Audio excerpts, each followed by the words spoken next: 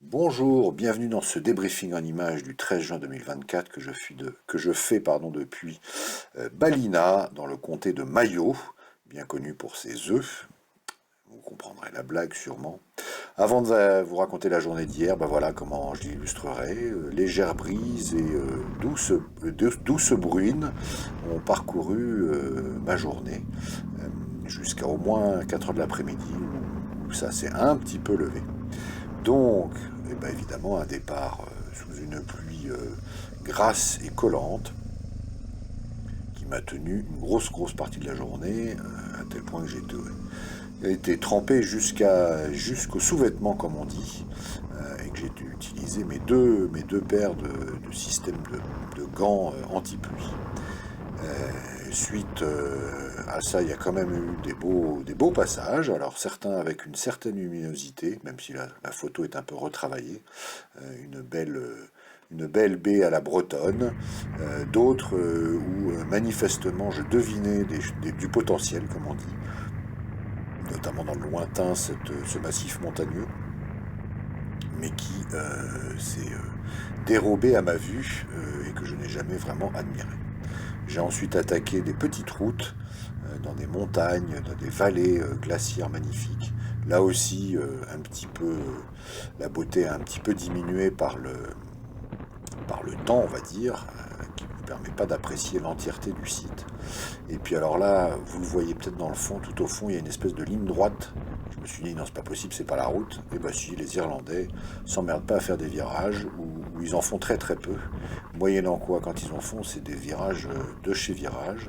On va le découvrir là. D'abord, c'est une bonne grimpette, tout ça sur une route dans un état, on va dire, assez moyen, et avec une pluie toujours bien présente, ainsi que du vent, histoire de rendre l'exercice plus intéressant. Et donc là, entre le fait que la route n'est pas hyper plane, un peu du gravillon et de la pluie, j'y vais tranquille en essayant de ne pas trop me déporter au cas où un local pressé arriverait en face et prendrait le virage un peu serré.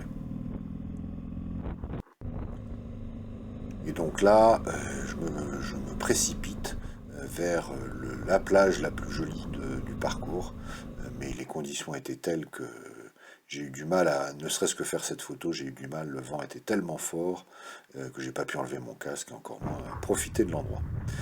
Quand je vous disais que le plafond était bas, c'est un pléonasme.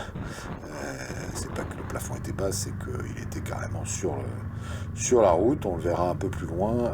Il y a vraiment des endroits qui devaient être très jolis, mais que je n'ai que deviner, une fois de plus encore, cette montagne qui était un des passages sympathiques de la journée. Voilà. Tout comme Ballyshannon, qui est d'après les guides, un très joli petit village. Mais là aussi, entre le fait qu'il y avait de la pluie, peu de gens aux terrasses, j'ai pas trop traîné, j'en ai donc assez peu vu les beautés. Et puis donc sur le coup de 3h30, 4h, la pluie a cessé. Et j'ai donc pu admirer un peu mieux, notamment ce loch, et prendre un peu de temps pour profiter. Mais comme vous le voyez sur cette photo, j'étais à me demander qu'est-ce qui était différent, pourquoi c'était pas pareil, et voilà. Du coup, j'en ai fait des photos bucoliques de marguerite sauvage. Il y en avait un sacré paquet, ce qui arrive assez peu souvent. Autre spécialité irlandaise que j'ai découverte, c'est la fosse de voie. En fait, c'est simplement une simple voie, mais tellement large, avec une bordure tellement grande, qu'en fait, ils l'utilisent comme un axe de dépassement permanent. Et donc, petit à petit, là on commence à le voir, mais je vais me déporter sur la gauche parce que j'ai derrière moi une voiture qui a l'air pressée. Je suis déjà à 85, mais on peut rouler à 100, donc on peut rouler à 100 privé. Et donc voilà, il vous double en vous frôlant. Et vraiment, moi, ça me fait flipper. Je préférais qu'une seule voie ou une vraie deux voies, mais pas un truc entre les deux. Voilà, et puis après j'ai redécouvert des endroits plus calmes, avec des vues magnifiques malgré le temps, ce qui était aussi la vie de ce monsieur qui s'est garé à côté de moi au moment où je faisais mes photos. Écoutez.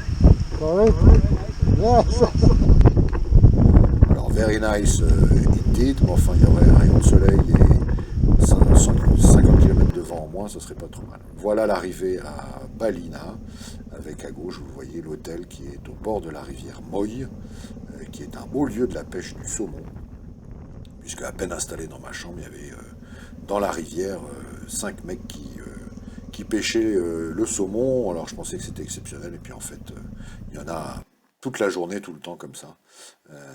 Je vous laisse découvrir et admirer ce joli point de vue.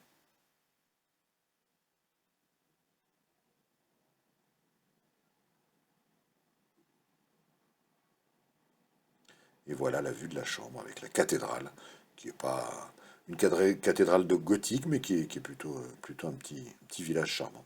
Voilà, bonne journée à tous et comme on dit toujours, à demain.